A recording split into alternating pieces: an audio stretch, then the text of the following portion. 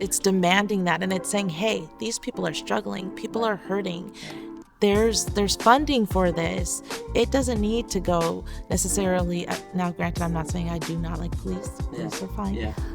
But I am saying that, maybe give something there, but people, it's the community, they need Advocacy help. for community, right? Yeah. Yes, How are those dollars being spent back on and community, and Yes. how's the focus going to be on community as well? Exactly. And small Technology. businesses, small minority-owned, small Black-owned businesses have been severely impacted. They need help too. Release the funding. Help the people. A lot of people were evicted during that time as well. So we've seen, a rise in homelessness and also, some people in hopelessness, right? And we have to uplift one another. We're here, we're in these cities, we're in these towns, and now re-emerging and saying, okay, how do we build our community? How do we foster community in these new cities that we're in? Federal Way, Renton, Kent, and so on.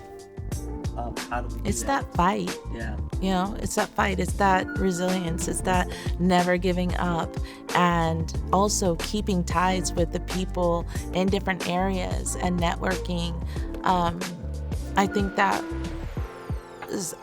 Federal Way has definitely changed and grown. They're currently creating like a downtown area. Oh, that's beautiful. That's great. Yeah, it's really actually pretty cool.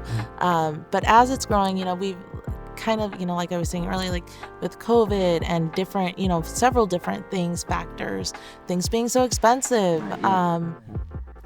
people have run into these barriers as far as, being able to grow. And, it's like, how do you bounce back? Where do you go? Who do you talk to? It's, reach out, community-based organizations. They have tools, they have resources, not being scared to reach out, Right. being fearless. And I would agree. It is about reaching out. It's the fact that they're being created too, right? Like, how long has Federal Way Black Collective been around? 2018. Yeah. It's relatively new. Baby. And so realizing that this is what we need, Absolutely. these resource centers, these organizations that are willing to, advocate and fight. MSC. That's really what's needed in these communities. And we see it, so I'm in Renton primarily, and even Renton, it's changed dramatically.